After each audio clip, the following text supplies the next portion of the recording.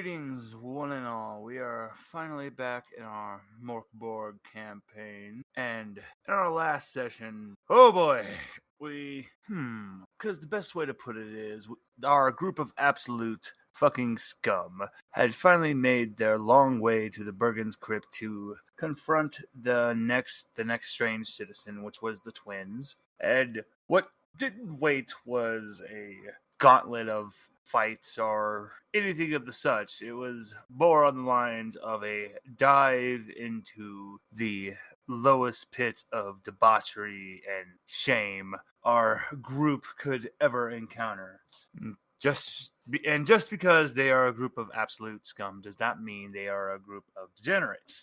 So, needless to say, quite a few of them were left traumatized in the wakes of what they had seen, touched, smelled. When they finally had made it through literally the Dante's Inferno 9 levels of hell of debauchery and confronted twins, it was not a battle that waited them. It was more debauchery, and it literally ended in a gargantuan orgy, which the only member to flee the room was Eggsy. And then with this, the capturing of the next strange citizen has been complete, and we had left the group as they departed from Bergen Crypt back. Make sure I get this. Back to Galgenbeck. It's been a long 2.5 week travel, but fortunately only ran into a few bands of bandits, a group of mercenaries that had heard of the bounty from a while ago. Not about your guys' trial, unfortunately, but just that the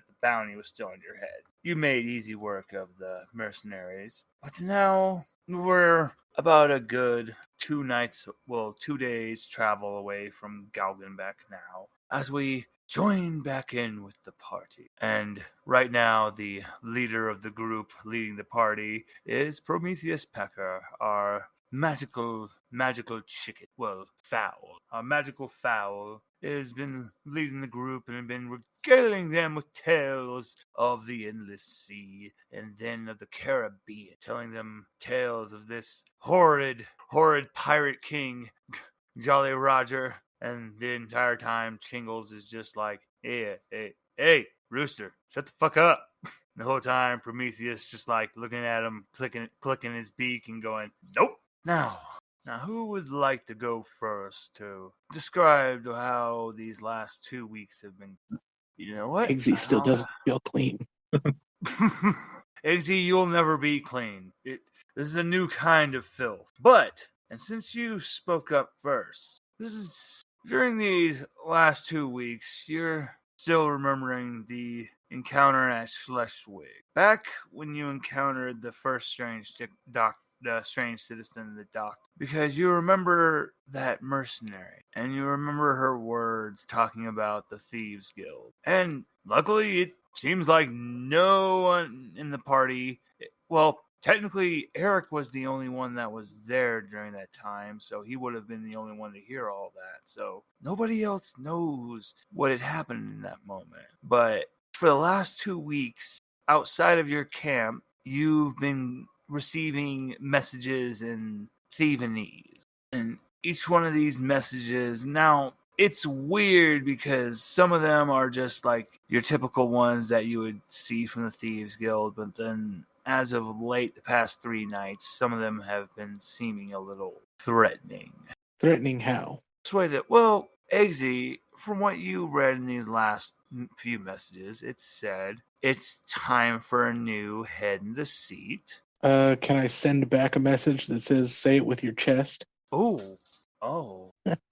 Then yes, of course. Then of course the last response before the where we are in the current time is the last one is be seeing you soon then. And I would end it off with, well, toodaloo then.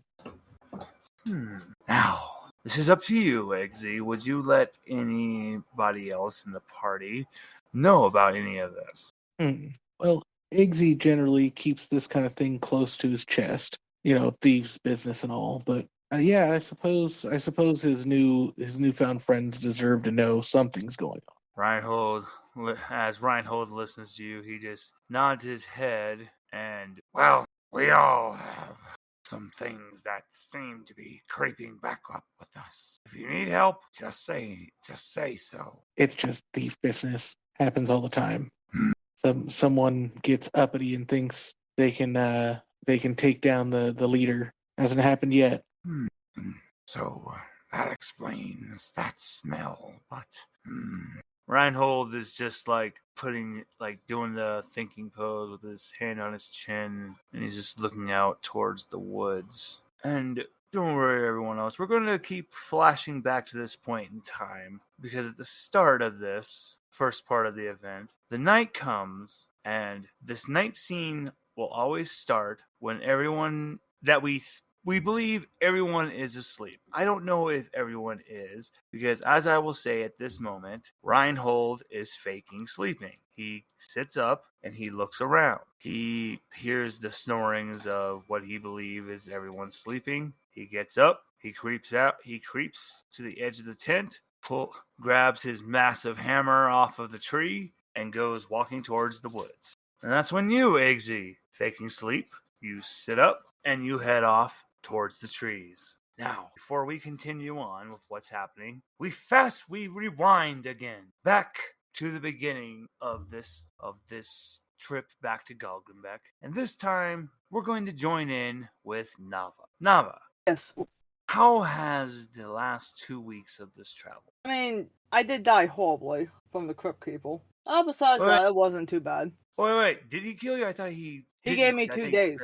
Ah, yes. I mean, if you want to spare me, I won't complain. You can always summon him if you wish to speak to him. Remember, he said he's always close. Well, I'm gonna sneak away from the rest of the crowd then. During the first couple days? Yeah.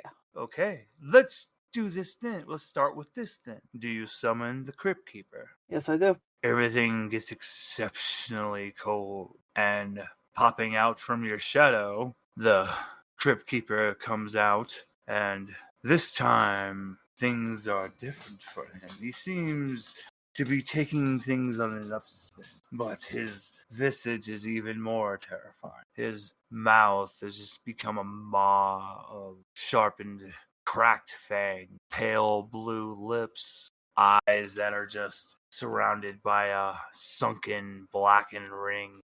There's no pupils in his eyes, just whites. He's wearing a very beautiful black beaver skin top hat, but in your horror, you recognize now that the band is not with a ribbon. It is actually just made of flesh for the bands. And on his back, his black cloak, which you thought would have been a nice beaver skin cloak to match his hat, but no, this is just tanned, blackened flesh that he's wearing. The bottom of where his feet are, you notice that he has his feet inside the mouths of the twins, wearing them as shoes.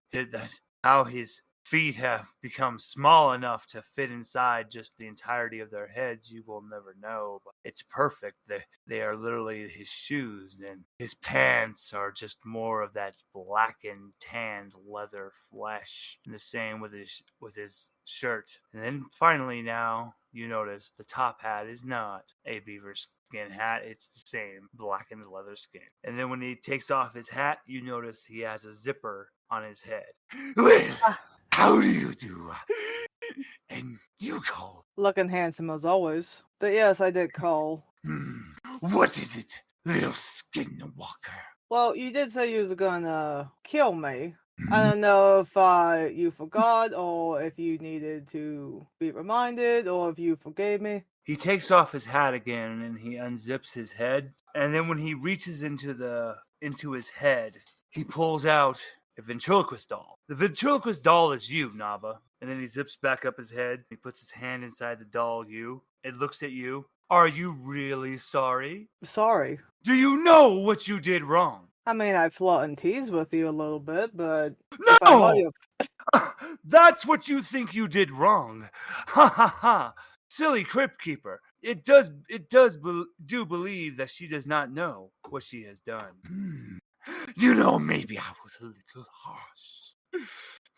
What do you think, Nava? And he looks at the little doll you. The doll you turns to the head, spins around in a 360, looks at you. One must be careful when they're in the presence of gods, and how they choose their word. They can come across as insulting. Nava, we'll let you live, but we can't have you dying any sooner than what we allow.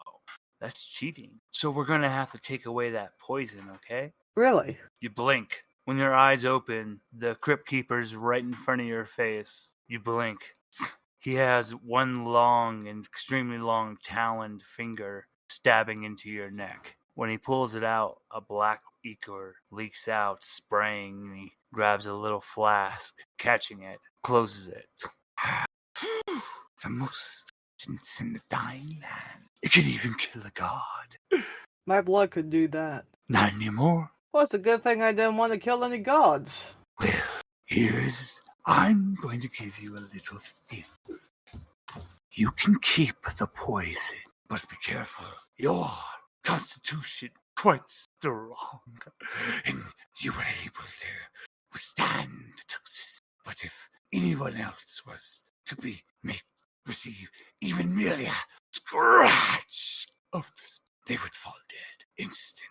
Yeah, it's why I've been very careful not to bleed on anyone unintentionally. And this is when the Undertaker, he stops and he really looks at you. Have you been using a black rune?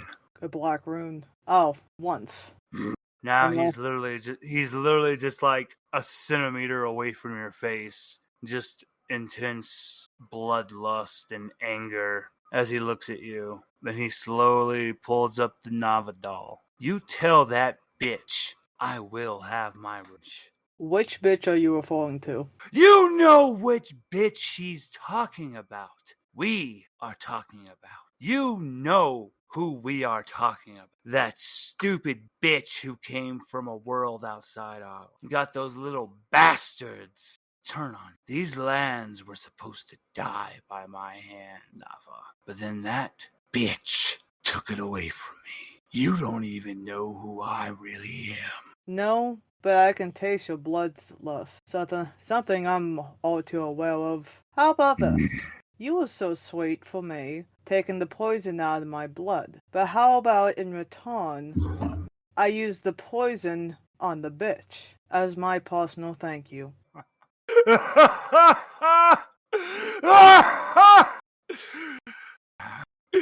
Little Nava, always flirting with death. Even now your words you say are extremely dangerous. Okay? I'll call your bluff if at the end of this journey you bring an end to her. If the mother is gone from this world, gone and never to come back, there might be a place for you to be the new basilisk. And now who's flirting, sweetheart?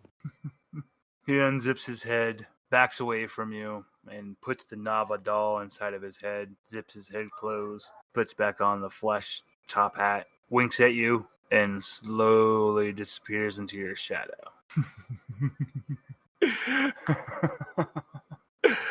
Slowly. And then all you just hear is, Necrobell will return. You can breathe again. Oh, I was breathing. That was very entertaining. I will say this. Your heart literally felt like it was going to stop. Now your bodily functions are back to normal. That's what I literally mean. Your body is literally able to breathe again.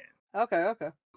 So what I'm gonna do now is I'm gonna take a knife. My poison is in the valve, right? Yep. So I take a knife, I cut a slit into my stomach, and I push the valve inside. Okay.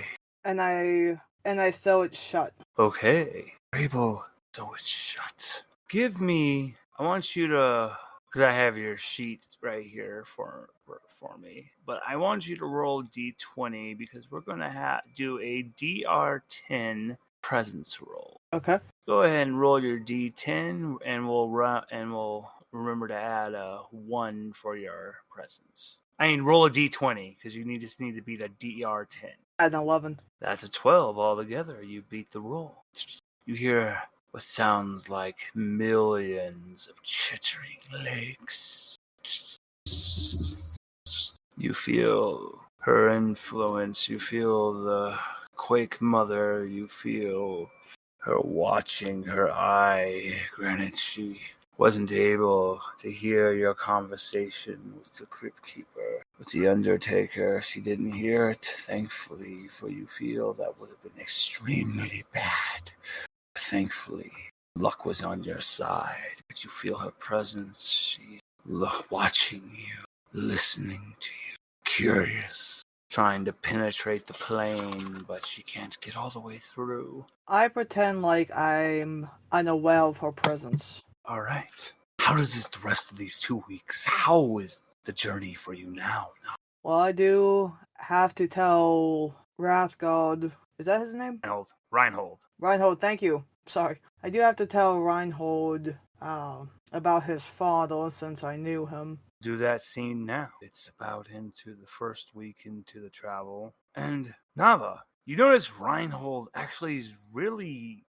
he seems odd because the entire time he's looking left and right a lot. Not that, like the worried or shifty eye, that he's looking for something. As if he catches something in the wind and is quickly looking left or right. And then he notices you. Ah! Nava! I pulled him away from the rest of the group. What can I do for you, my funny little friend? Reinhold, tell me, do you know anything about your true father? I have to tell you, unfortunately, that's going to be a no. The only one I remember is my clan mother, my bear mother. I don't remember well, that's untrue. The woman who traded my chest, stabbing me. I have a feeling that she was my real mother. But I have no idea who my father was. Sweetheart, do you want to know? He looks you in the eye, really looking at you, Nava, and he puts a hand on your shoulder. Nava, most people think I'm simpleton because I love battle and I don't really do much, but as the saying goes, curiosity killed the cat. But then he looks you in the eyes, but the truth will bring it back to life. So, go ahead, tell me what you need to tell me.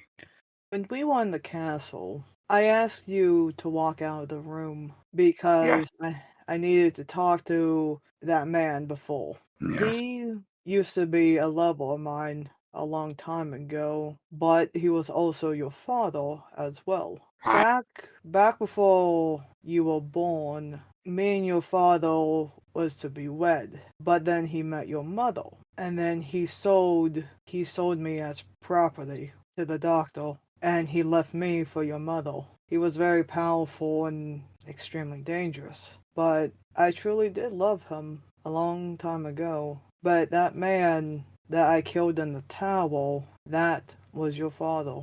Reinhold, And I'm sorry I didn't tell you sooner. Reinhold looks at you. There is no anger in his eyes, just an understanding. I told you and Polta and Eric, this is my clan, and sometimes the truth, even if we wish to reveal it, could potentially harm our clan. You were just doing what you thought was best and watching out for your clansmen, for your brother. Reinhold just does a gentle tussle of your hair. You're a good sister.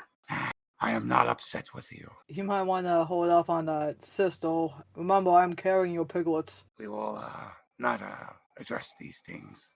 I'm still just... He just has a 1,000-yard stare. And he rubs his butt, it still hurts. The pain will go away eventually. But, Nava, do not worry over these things. All I ask is actually in relation to another issue. Do you really believe Eric betrayed us?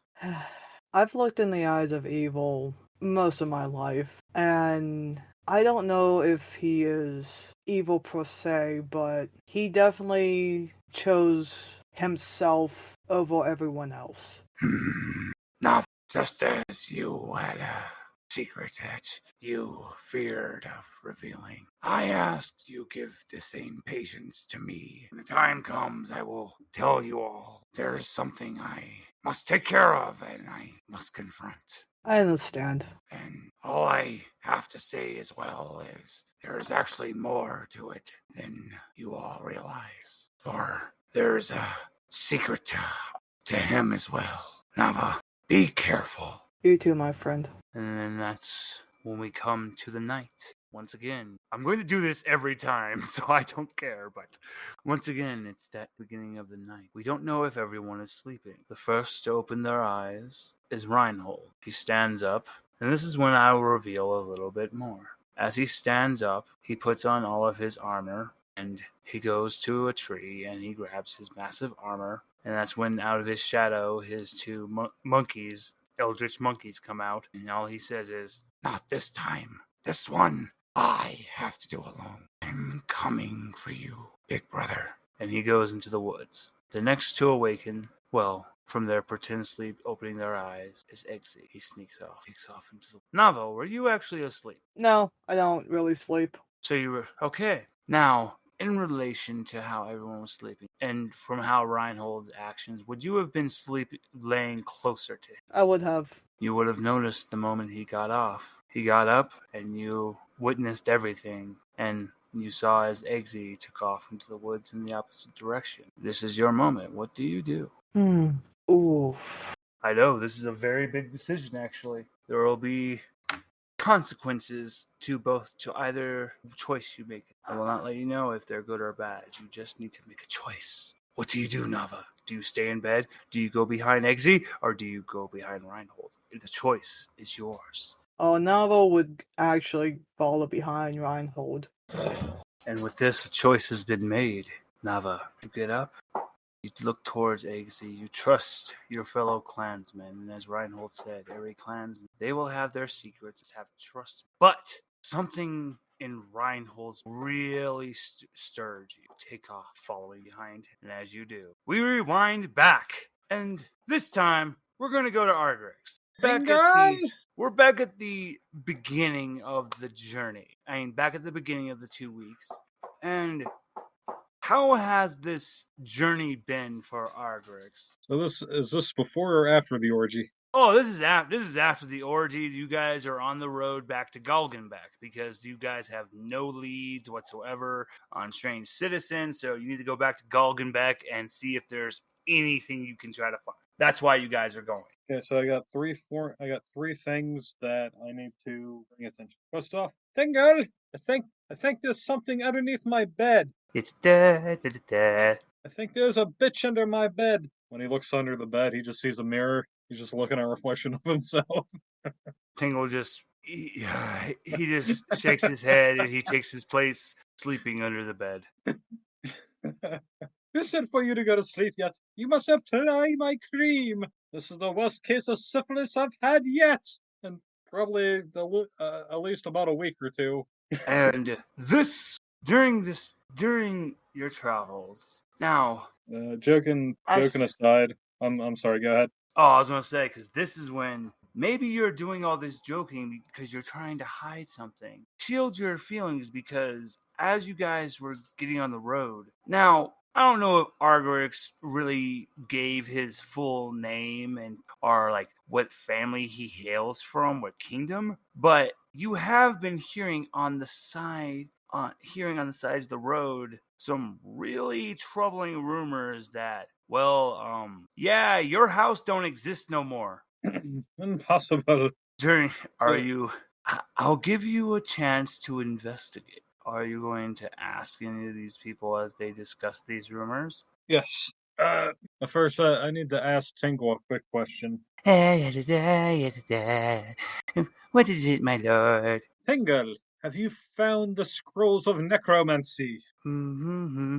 So he pulls on like the elastic of his pants and then it like extends out like 3 feet, and he starts like, you just hear lots of rummaging, and he's just scroll of infinite muffins, scroll of death. Nope, no necromancy. And he snaps it back on his stomach, and he just like, you see his eye just like twitch from pain, but he tries his best to hide it. I notice that his ice pack is starting to melt. Okay, well, we shall keep looking for the necromancy scrolls. I have an idea. And now we shall proceed to talk about these rumors. Only instead of asking politely, I'm just going to call people peasants and command them in the name of democracy that tell me what I command them to do. Give me the information about my house. Von Brunk!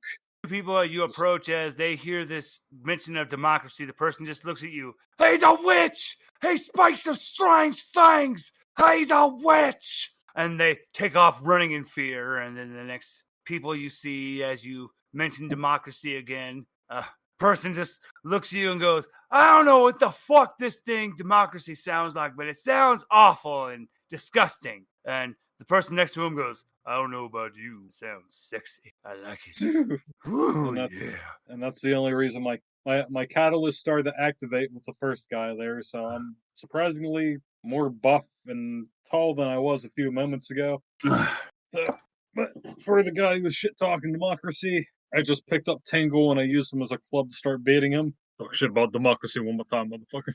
See what happens. You know, that's not the first time I've ever seen a man beat another man to death with another man. Ooh, that sounds sexy. Perhaps you would know anything. Good sir, would you know anything about the House of Von Braun? Because of the spicy thing you just showed me. Why, actually, yes, I do. From what I've heard, that family just got massacred just a few days ago. Impossible! I did not kill my family yet. I mean, tell me more. My interesting-looking fellow. So, from what the news is going out, is that the Shadow King is actually letting out an official decree of mourning for the house, and because they were letting in a pair of fellows, and they said they were celebrating their wedding, and during the midst of the festivities and everything, that's when the slaughter began. Goodness, my father/uncle getting married to his sister/cousin? This is supposed to be the happiest time of their 20s! From what we heard, it asked the individuals that came in talking of the marriage were actually strangers to the land, that no one had ever seen this pair of them. Oh, okay, well, let's go with that. Good sir, would you dare accompany me and show me the way? And I will show you my pecker! Friend, it's a chicken. Pecker. Hey, what did you mean, Algrix? Holy shit, that chicken is talking. That is fucking spicy and sexy. I like it. Prometheus just looks at the guy and goes, how many times do I have to tell you? Just because I am the embodiment of lust does not mean I am fucking horny! Shut up and let's get weird! Prometheus just shakes with rage, and the gentleman goes, sure, I'll follow you around. Now, what were you going to need my assistance for, Mr. Cool Guy? Well, do you know anything about blueberries? I just put my arm around him and I start jamming blueberries into his mouth. It's really just gonna knock him the fuck out because we're gonna just cannibalize him later. We're low on food. Tingle eats a lot. Reinhold just looks at the man you just drugged, just drooling. I throw him a thigh. Just remember, Tingle gets the giblets. Reinhold looks at Tingle. Tingle's just, meet me behind a tree later, Reinhold. Reinhold just gives him a thumbs happy ecstatic thumbs up. And this journey is very interesting because the thoughts of what your family, your house, the destruction of your house, this can't be fucking true. But as you see the next few days, everyone is in an official state of mourning that this decree from the Shadow King is real, which means your house's destruction is real. And then we finally come to the titular night. The first to awake, Reinhold stands up, puts on his armor, goes to the tree, grabs his hammer, tells his eldritch monkeys to stay, says, I'm coming for you, older brother, and he takes off into the woods. Eggsy awakes, takes off in the opposite direction. Nava, finally sitting up, for she never sleeps, takes off after Reinhold. And then finally, we come to you, Argrix, because that day, something very troubling caught your eye. You didn't let the rest of the group see. You saw very bloody, just horribly maimed. You noticed one of your family's messengers as he was trying to hail and catch up to you, and you signaled for him to wait for you at night. You awake. Do you bring Tingle with you?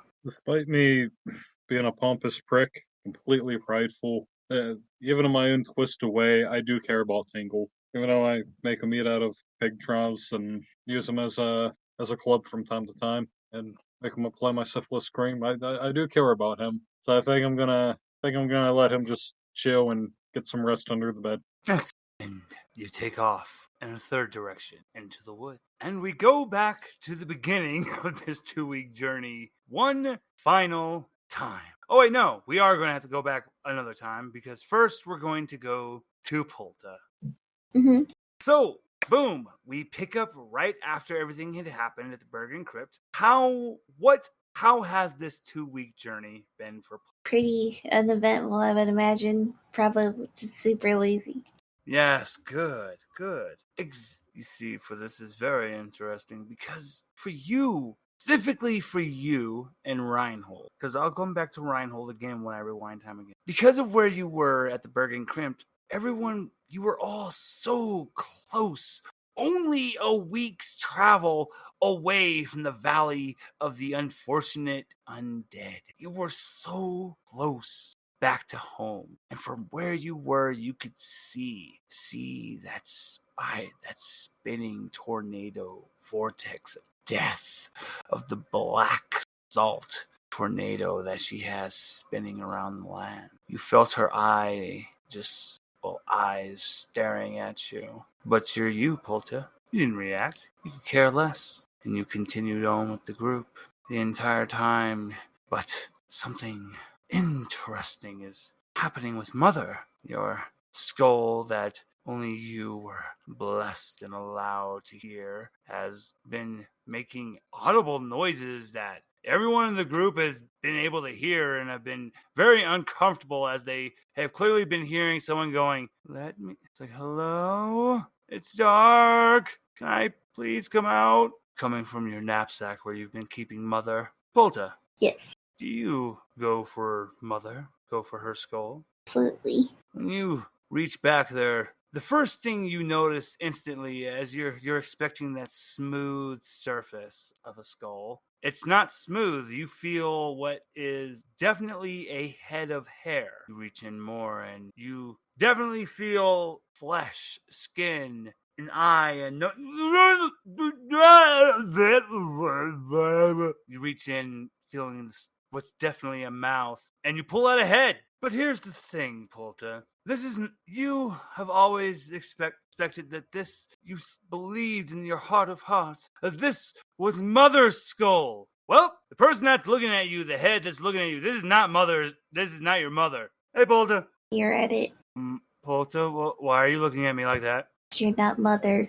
Well, I've always been wondering why you kept saying that every time you were holding me. Yeah, no, I'm not your mom. Polta, you clearly see the village chief. She's just gonna start fucking squeezing the head like she hates us. Oh, please, Polta, stop. Your mother's skull was, well, her whole body, it was taken away. Where? She's back in the Valley of the Unfortunate Undead. I ease up a little, but she still wants to crush it because that skull knows all her secrets. See, I always thought of you as my grandchild. I would not reveal anything you've ever said to me. Care. But I don't realize I don't know how my flesh has come back, or how I'm not, how I'm not bleeding or anything, but this is something evidently because you have met our deity. Polta, you can't trust them. Who says it's trust? The village chief, he just looks at you with a curious eye. Are you saying that you are not being used, but you're using them? They all took my world from me. It's only fitting I do the same. Interesting. Polta, I know for sure that the lich, that she was the one who took your mother. But there's definitely a reason why you have my skull and why I'm speaking now. I trust you, and I always wanted the best for you, so I will do what I can to help you bring your mother back. All I ask is, do not let the old dead know that I have my soul. As he talks about getting her mother back, she actually laughs. It's like, I don't want her back. I want it all to end. Miles. Speak to the Undertaker then. He'll be your best bet to end everything, Polta. Neckerbell must return. Sorry, just a moment. Oh, no, you're good, GB. Oh, no, B, you're good. Because I gotta go to Reinhold, and I'll have Eggsy go last, so you'll have plenty of time. She'll just return with a very well. I shall do my best. During these 2 weeks, it's very interesting, because as you put the village chief away, well, you strap him to your leg, so he's just dangling there the entire time. His eyes roll back in the head, showing the white, and his mouth is frantically just speaking. And then over your travels, he lets you know that he's astral projecting, sending his spirit out, speaking to the other wayward lost souls, finding any other mission, finding any information he can find to relay back to you. And then as we get closer to the titular day, something is odd. The village chief hasn't returned from his last time he sent his spirit out. He's not talking. He's frozen stiff. His mouth is literally as if he has lockjaw. It's that stiff that nothing moves. The eyes are just still rolled back. Eyelids, nothing move. Worried. And then we come to the titular night. First to awake, Reinhold going out into the woods. Nava following after him. Eggsy going off into a separate direction, and finally Argerix leaving his very fancy tent that will none of us ever ask how the fuck this ever appears or where Tingle gets it out from, but it happens. But anyway, he goes off into a third direction. Finally we come to you, Polta. Does Polta even sleep?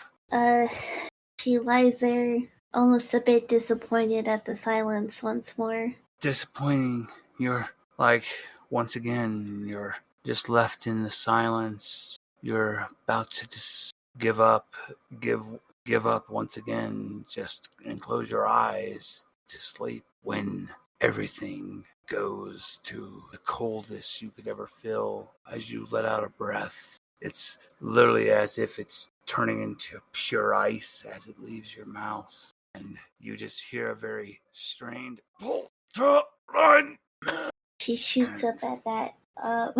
You see a darkness coming from the woods. In the left hand, you see the ethereal spirit of the village chief, not just a head, but his whole body, but he's reaching towards his neck, and he's being held by what just looks like a gargantuan clawed hand, and you see it going back to what just looks like flowing white robe. The other hand that comes from the woods, it just holds what you see is a scale, black obsidian scale. And then there is no face. It's just a hood. And inside the hood is just a pitch of vast blackness. They serve no one. No, they have no name. Everyone in the Valley of the Unknown Dead, all they knew is that when they were about, it was a time of pure fear, because even the old dead feared them, because this was something that could claim even, because they believe in only one thing. And that's when, as it slowly looks at you as you sat up, the scale on one side starts to glow. And that's when we'll rewind one last time. The beginning of this journey, because now we finally see for Reinhold, after the vast orgy and traumatization of Reinhold's mind, he swears that was the worst thing that had ever happened. He will never do that ever again. It was awful. He had that conversation with Nava, conversation with Argerix. The entire time he's just looking left, looking right, because on the wind he smelled them. He smelled Eric, but then something was different about this smell coming from Eric, because then when this scent hit Reinhold, a memory was unlocked for Reinhold. Specifically, it was just a memory from when in the womb. He remembers he wasn't alone, that there was another there, and that before he saw the light of birth, the other escaped first. That's what the smell is. Smell of the one that was in the womb with him comes back. Rhino's just looking all around, left, right. His heart, as I said, it's two halves now starts to have a out of rhythm beat. The left will beat first, and then the right will follow slowly, weaker, just thump, thump, thump, thump, thump, thump, thump, thump. Reinhold sees an image in his mind. He sees a woman with 8 arms on her body, but the other arms are stitched pieces together of corpses to make arms that are then stitched onto her back, and she's wrapping around him going, "My baby boy, I want to be a family again. Kill them all. Come home to me." This doesn't confuse Reinhold. It does the opposite. It makes him angry. And then with that, it makes him hungry. He wishes to devour this emotion, to devour this rage into his... And as he does, he starts to feel a splitting in his stomach. He does his best to hide the pain, and during the next few days, he looks down and he sees a mouth starting to form on his chest, and he's just twice more, and he's sweating, and he's smelling the scent. He's going mad, remembering the words about how Eric betrayed them. He's just, no! I have to ask him. I have to talk to him. This is when we finally come back to the day, to this time. Boom! The first to awake is Reinhold. He shoots up, looks around, sees that he thinks everyone's asleep. He thinks he sees Nava's eyes cold, well closed, and he's just, "Sorry, I promise I'll come back. Promise. And I'll bring him back. Our clan will be full again." Goes, grabs his hammer, come out. "No, sorry guys, but you can't come. I gotta do this myself." "But, you're gonna, die. Come on, guys. Trust me." And he takes off running. Nava, it's up. She looks, she feels in her chest after she saw Eggsy taking off in the other direction. She feels it as the worry. "And you take off, Nava!" The 2 monkey woods. "Come on, follow us! He's gonna die! You gotta stop him!" Yeah, I know that. Let's go. Reinhold's running until finally he comes to a field. And at the middle of this field, sitting there, finally turns head. "There you are! You forget everything from when you're born. First days, the first few years. You forget all. It's hard to remember all that. I mean, I only remember of when I was with that woman who called herself my mother at the tavern. How was I supposed to know she wasn't really my mother? This is why I always related more to the beast, just like you did, little brother." Eric, you didn't betray everyone, right? You're just doing some reconnaissance. We're... No, Reinhold, this group makes me sick. They piss me off. Every day I get angrier being around them. Their incompetence, their ignorance. They're going to get us all killed, Reinhold. Eric, what are you talking? That's why I left, Reinhold. I knew that all that's waiting is our deaths. And that even those fucking 4 idiots who call themselves Econ, I don't want to keep dying and reliving it, Reinhold. I want freedom. I want the Shadow King gone. I want to be a family. That's when Reinhold, finally, he can't take it anymore. He takes off, he jumps, he leaps. Ooh, a nat 20. He smacks down with his hammer upon Eric. Thankfully, with his nat 20, Reinhold's not going to get injured yet, but Eric is easily parries it. And Eric's growing taller, fur growing around his body, the armor snapping as his body's growing, but the torso still remains as what looks like a gargantuan ape mixed with a wolf's body starts to form underneath the torso that just grows fur up to his face. And then finally, Reinhold lets out his own massive scream as his own armor just lets out an explosion. He lets out his hunger, his gluttony as the beast rips out of him. He still has the warthog, but a full-on bear is coming out. Just a gargantuan maws in his chest, and the beast collide. Nava, you reach the field as these two horrors are reaping at each other. What weapons do I have? You have my sheet. I don't. I'm going to make sure to get this email to you tonight as well. But you have a bow, you have a short sword, a regular sword, a knife, and a staff, and a warhammer. What? I will only allow you to take one. A bow dipped in the pumpkin juice. Of course you took your arrows. I will allow you to have the arrow. Of course you took your quiver. But you dipped them in the... Yes, I did. Okay. Nava, I want you to roll a d20, because this is going to be a DR12 presence roll. Okay. So roll your d20, please. Oh my god.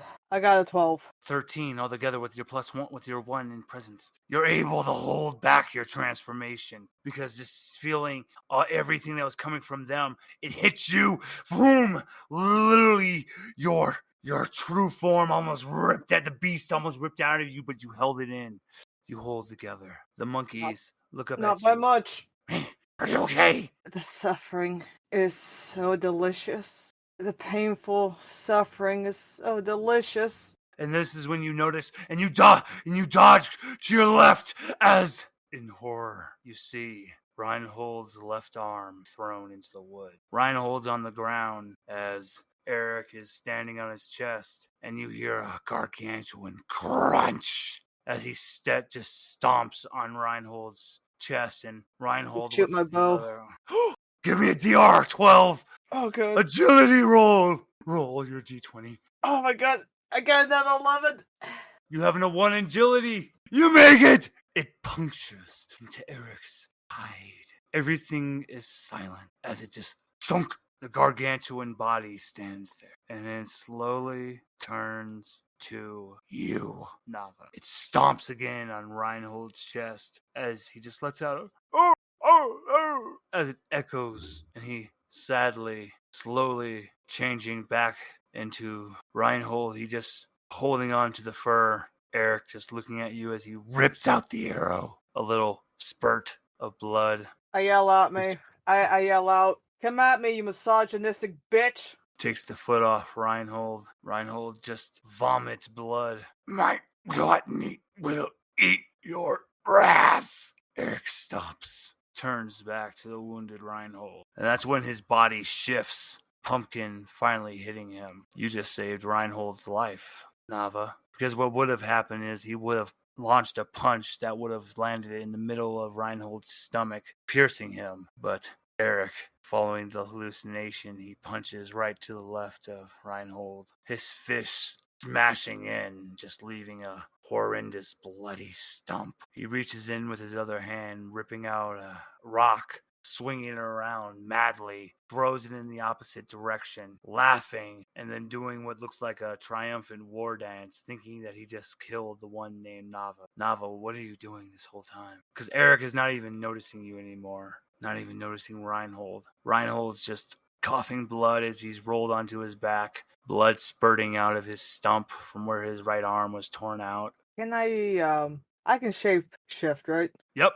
I'm gonna shape shift into a snake and slither over to Reinhold, and then I'm gonna shape shift into a lioness. I'm gonna grab Reinhold and run. And as you were slithering over in your snake form, Eric, in the midst of his war dance, sees you as a snake, lets out a gargantuan scream as all you can hear is, "Cucumber!" And he runs away, screaming. You turn into your lioness form and pick up Reinhold. It's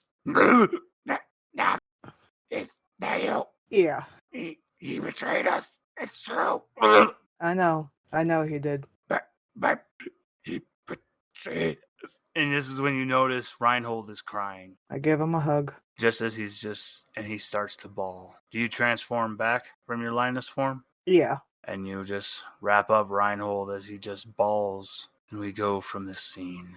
We go to next is Argrix. Let the democracy continue. You're walking in the woods. You're here. Say this. Is it? Yep, that's definitely my lord. He's talking about that weird ass democracy again. Yeah, democracy, my lord. Yeah, whatever. Get over here, goddammit. Waddle over and see what's going on. My lord, it's you. Please, come closer. What is it, 737? Do you go closer, Silas? Does he look like sketchy or anything? Like, can I like Give me a get some perception? DR12 presence roll. You're gonna roll a D20. Remember, that's all you need. All you need is just a D20. You're gonna 7. roll a. He looks perfectly fine. There's nothing going on here. This is Agent. What did you say? 737. This is Agent 737. You're one of your most trusted agents. I can't tell if you're being sarcastic or not, but I will approach with caution with my extremely insta-kill dagger right behind my back, just in case. And this is when the camera, everything goes very slow. Argrix is approaching very slowly, his dagger behind his back. And now, unbeknownst to Argrix, because it's so dark, he didn't really get a good look because the messenger was in the woods. He was just like under the tree line. But just as Silas is getting closer, the moon finally shows on him. And the reason why Argus thought something was funny at first is because it is. His head is cocked horrendously to the right, to the point to where it looks like his neck is snapping, and then it violently jerks to the right and to the left as the arm looks like it's going up to give a salute for my lord, as exploding out of the flesh is a tentacle. Argrix, give me a DR12 agility. 12 plus 2, 10. And what do you have in your agility? -2. That's why I said 10. Ooh. I think we forgot to level up. And actually, here's the best part now. So, this doesn't mean that you're going to get automatically ticked. Now, give me one more agility roll. DR12. Okay, 10. Okay. Once again, this doesn't necessarily mean you're attacked. All that happens is, as you look, you just are slow on the draw. Thankfully, your arm is still behind your back. He doesn't notice the dagger, but your right leg is wrapped up in this tentacle. And you notice the end of it. There's like a strange weight tied to this tentacle. And then literally ripping from the flesh as it's definitely Agent 737, but he was skinned. You see what looks like, oh dear God, it's this individual. It's hard to describe him because the right arm, it's this strange tentacle has been like sewn onto the flesh. And then the torso looks to be some other form of beast. The head is definitely human, but it's just wearing a full steel helmet. All you can definitely see is glowing eyes that definitely come from some kind of beast. The legs definitely come from a cockatrice. And then finally, the left arm, that came from what is those horrendous were-gorillas. Oh, I've seen enough medieval comics to know where this is going. Just as fucking stupid as we were told. That's right, brothers. That's right, brothers. Don't worry, we'll soon be feasting. Hurry up! I don't like the way this one feels. And to your horror, Argrix, you look down and you notice there's a mouth and one eye at the end of the tentacle where the weight is. Yes, let's hurry and be done with this one. Yes, let's hurry and be done. And then there's mouths and eyes. One eye each on each of the cockatrice's legs. On the back of the gorilla hand is one eye and a mouth. Underneath the armor, there's a gargantuan eye and a mouth on the chest. Wait. Can't you grant me just one last request? I just want to share a drink with my former favorite servant before I die. Please, won't you have some pumpkin schnapps with me before you devour me? The tentacle unwraps around your leg. The weight rips out of the ground. They pull it off the tentacle. Brothers, what do we say? Brothers? We didn't get to be the best of the best, to be the greatest assassin. Remember, we're being trusted by her and the strange citizen. And if we prove ourselves today, we get to become the newest citizen. That sounds interesting. Tell me all about it as you're drinking this completely non-suspicious schnapps. You're gonna kill me anyway, so you might as well tell me everything.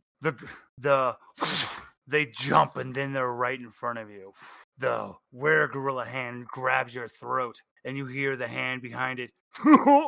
Punk, we ain't falling for that bullshit. We ain't gonna tell you nothing, but we all gonna drink all your drinky drink. No, not all of it. And none for you. You bastards. As the tentacle slowly, the tentacle takes off the chest plate and you see the eye, and they slowly share the flask in between each mouth. And they're slowly squeezing your neck. You feel your life leaving you. Slowly, you know you only have 30 seconds of life. 20. Wait, is that a moose? They drop you. My God. That is the biggest goddamn moose I've ever seen in my fucking... Brothers, I'm scared. I see a pink elephant. Hey, look at that sexy looking lady over there. And the gorilla arms trying to pull in one direction. The cockatrice's legs are trying to run in fear in another. The head is just keeping itself locked in a place, so it's just all these pieces slowly trying to rip in other directions. Argrix, what do you do? Okay. So while they're distracted, Mm-hmm. First, I got an itch. The syphilis is killing me. Next, I'm gonna try to mess with their minds a little bit more so I can get a better shot to stab them. So I have a blade called the Snakeskin Gift, and on one target, if I hit my one target, it instantly dies. Ooh. It really is an insta-kill blade, but it only works on one target. But since they're accumulation of things into one being, hoping it works. You have offended the pink elephant god and the moose god and that sexy whatever it is you're looking at. You must grovel and bow and not look at me as you do it. Collective voices scream as they violently start to rip in 5 different directions. You hear pulling, stretching, ripping, as finally all pieces rip in different directions. They fall on the ground, and you see what looks like this strange worms inside the pieces of the body just violently wrathing, and you hear the voices coming from those worms. What do you do? What are the voices saying? Are they just screaming? Each one is a different collective voice, and each one's just, oh God, moose! Ah! Another one's just, hey, finally, sexy lady. I didn't mean to upset you. Big elephant! No! No! Stop ripping me apart! And how finally, big are they? You notice they're about the size of a moray. They're about the size of a moray eel. I'm not sure how big those are. You remember the Little Mermaid? Yeah. You remember the eels that followed Ursula? Oh, okay. About that size. See. I will let you keep one. Okay. I like the one that keeps saying sexy ladies, so I'm gonna whip out the old Warhammer, start smushing away. I'll keep the cool one.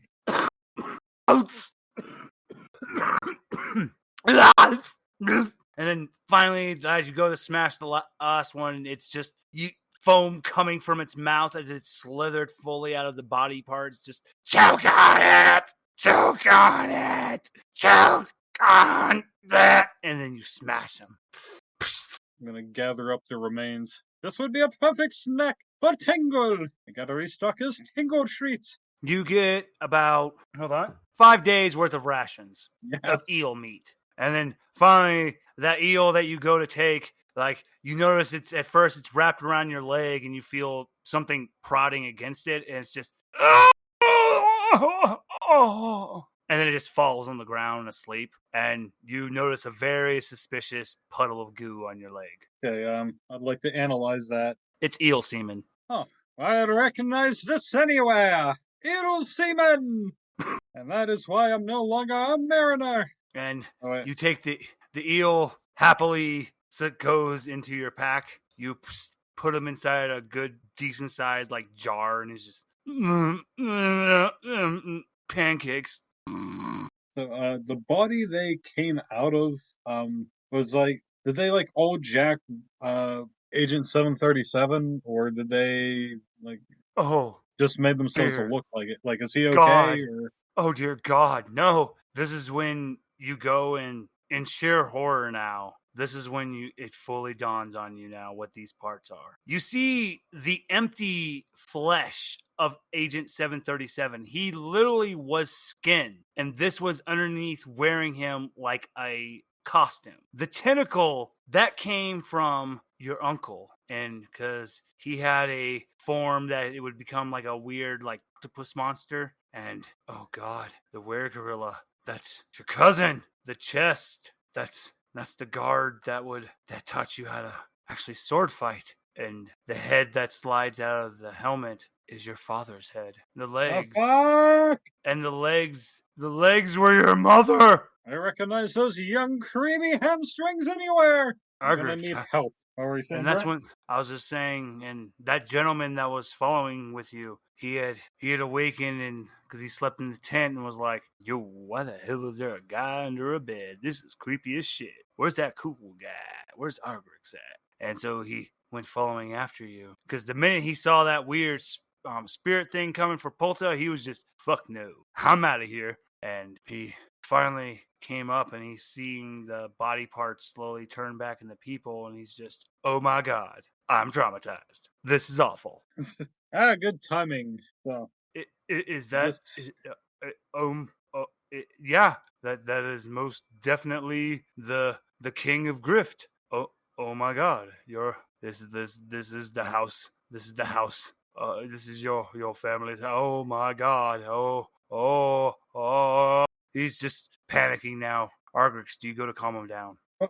First thing I do, okay, need a moment. I'm absorbing all this knowledge of finding the sewn together body parts of my family, and so I'm gonna go up, like, there, fellow. It's okay. Yeah, put this device on. It will completely calm you down. I hand him a helmet, and it's just really a bear trap. Accidentally mixed them up. He looks at the bear trap, and he thinks you're just making a really corny joke, and he starts to laugh, feeling calmed down. Oh, thank you, man. Thanks, man. That made me feel real calm. Like, so what's the plan? What do you need my help with? Okay, so I don't know your name, and it doesn't matter. I officially dub you Agent 738, and this is your mission. You will serve me in the name of democracy, for I am Agrex von Brunk III. And there are two people I need you to go reach out for me. It'd be too suspicious if I did it myself. For one, you need to find Tingle's wife. She is the most brilliant chemist I know in all the Western lands. If anyone can find out what the fuck is going on, it's her. And the second, I need you to recruit Cynthia. She is the one woman I would not bang, but she has the gift of divination and might be able to help out. You can find her in the library. Or she is a nerd. She'll be the only one there. I'll head out now. No one else can I'll read head yet. out now. I'll head out now. It'll take me about maybe a fortnight, maybe 2 fortnights. And that's 2 weeks and a week to a week, my good friend. But I'll head out now. Good game. I'll slap his ass.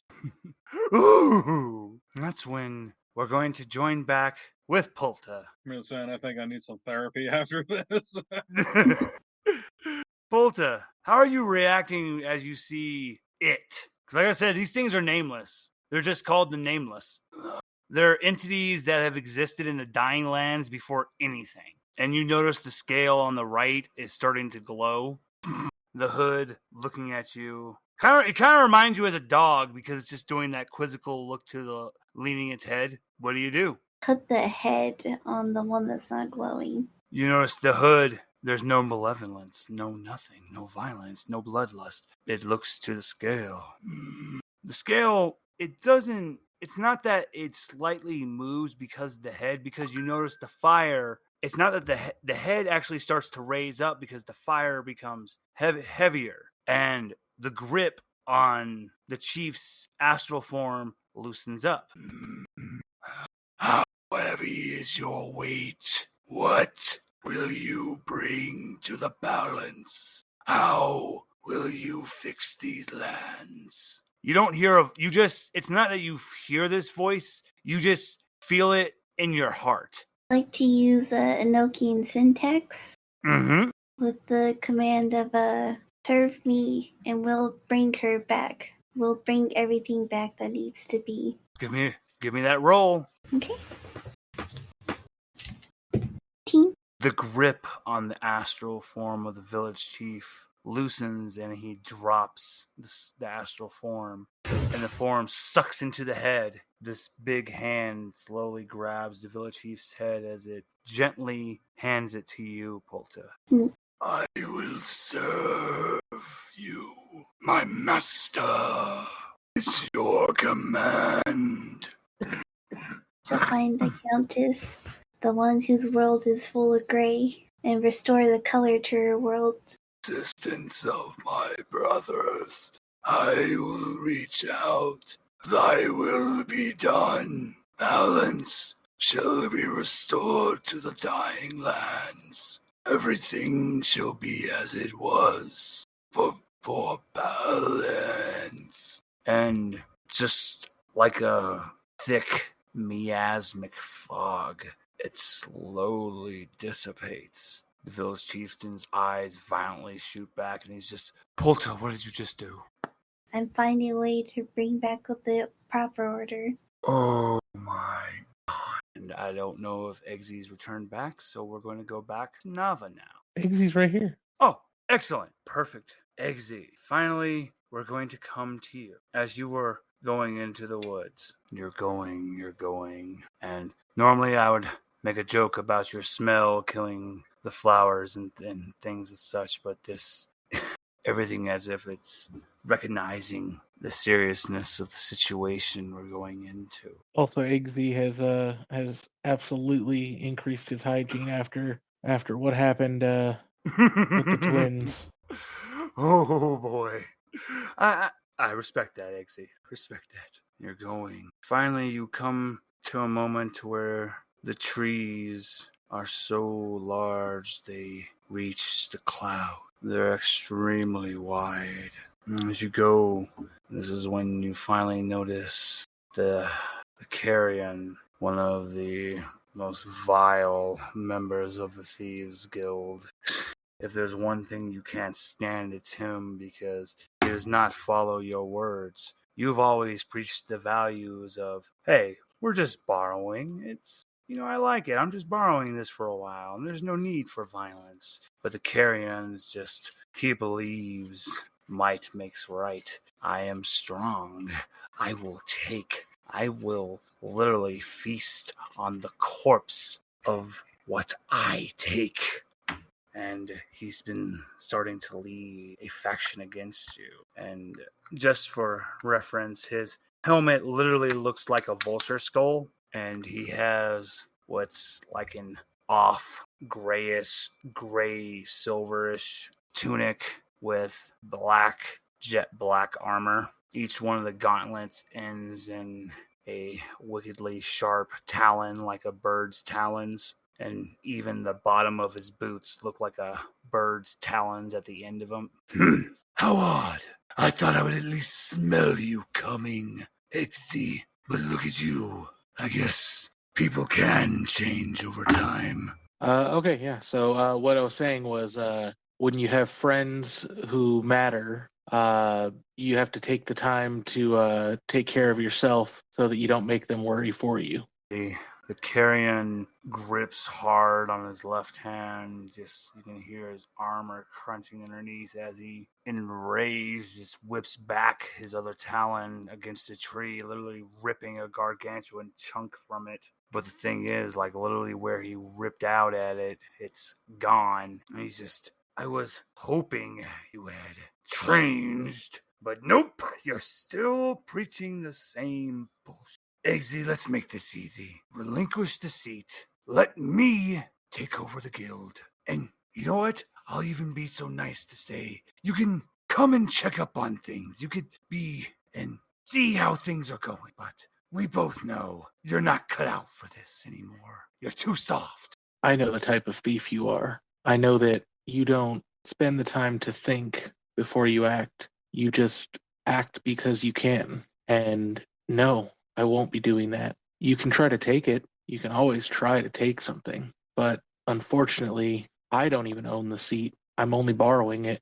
And that's when the Carrion just lets out a horrendous screech. I'll plunder it. I'll plunder everything from you. just give me a DR12 agility roll. But for you, it's going to lower down, I believe, to a DR10. That is your correct. ability. So One give me moment. that DR10.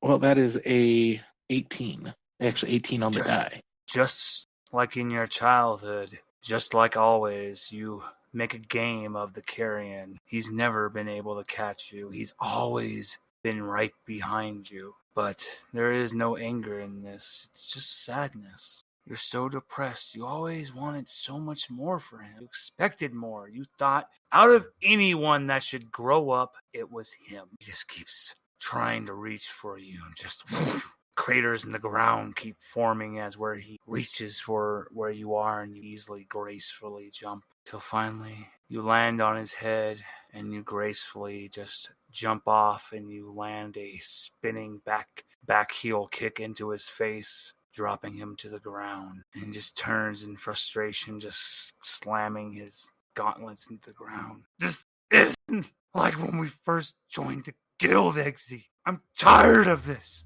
You know, someone once told me that in order to be a thief, you had to be brave. You had to go to places that no one would want to go or no one would think was safe to go. But someone once told me as well, the bravest thing you can do is ask for help. And you never learned that lesson, thinking you could do everything on your own. You never found the friends to help you. So you certainly don't have the heart to run a guild. Just ripping off the carrion helmet, there's the same face you recognize from when you both joined the guild in your youth. He lets out one last screeching scream, and you hear in the wind, I told you you were weak. You would never beat him. Even now, he shows he's better than you, that you're not even worthy of him, of clashing iron with him. Take his words at value. I can help you. And then with this, what looks like his cloak finally takes on the true visage of being wings. He violently shoots into the sky,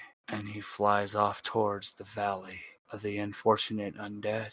Slowly, bit by bit, piece by piece, each member is coming back to the main camp. The first two to return is going to be Nava and Reinhold. Nava, did you transform back to your lioness to carry Reinhold after comforting him? You were able to stop his bleeding. You got a good bandaging, what you consider bandaging, wrapped around the stump of where his arm was. And you see Polta's the only one at the camp. And then, well, besides Tingle snoring coming from the tent, but then this is when you notice that she's holding what looks like a head, but it's not bleeding, and there's no like sign from it being cut off anything.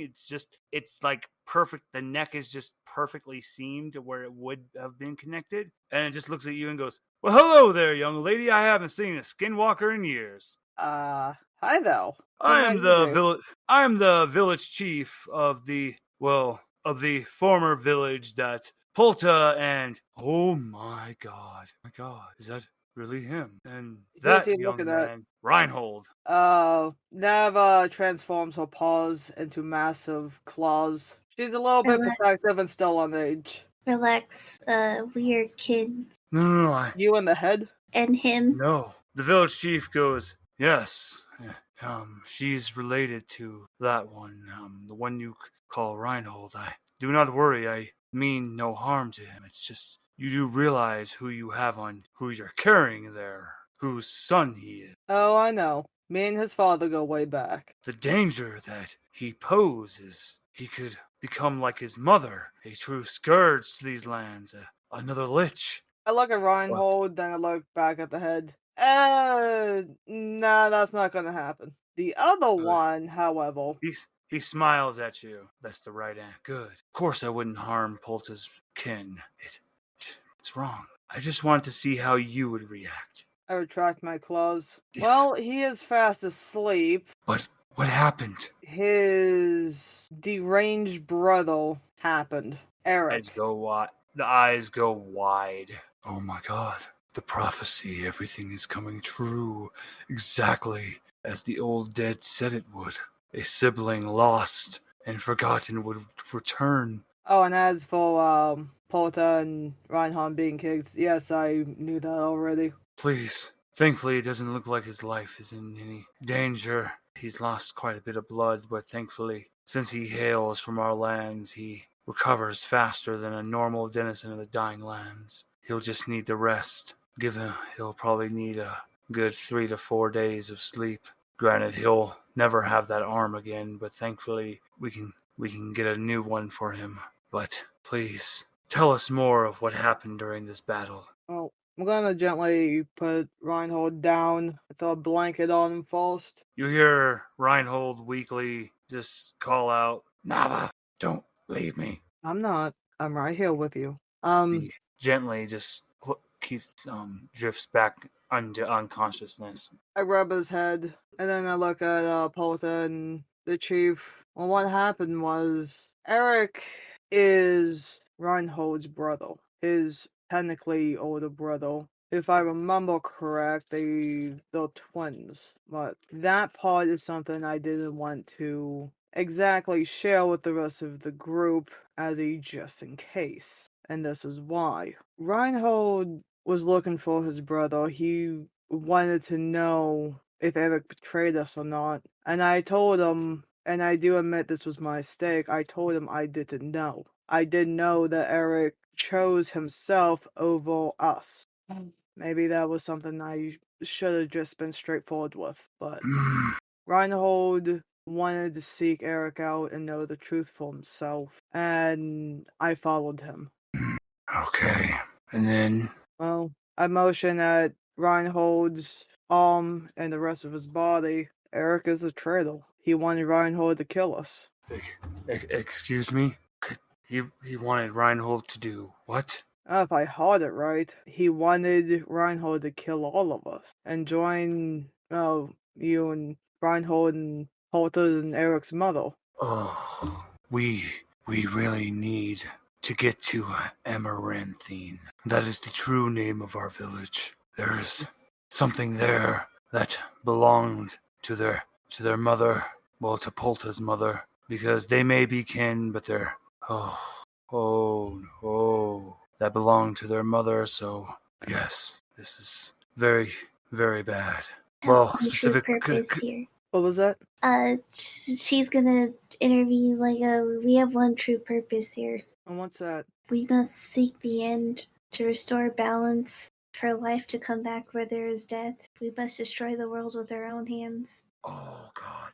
Honestly, that is the perfect place to stop. Honestly, I think as Polta says this, that is when Argerix and Eggsy finally come back to the camp and they hear Polta say this. Everyone just looks to Polta. Reinhold, deep in unconsciousness. Prometheus Pecker slowly trying to just apply some healing magic to him. The words, Polta's final words, echoing over and over again. We must destroy the world. Destroy the world. The world. And then that's where we're going to leave off on this session. And oh boy, was that a doozy, dear listeners. And remember, if you are loving the series that Infinite Nerd Theorem has been bringing for you, remember you can find all of our content on Podbean or your podcasting platform of choice. And please remember to leave us a review and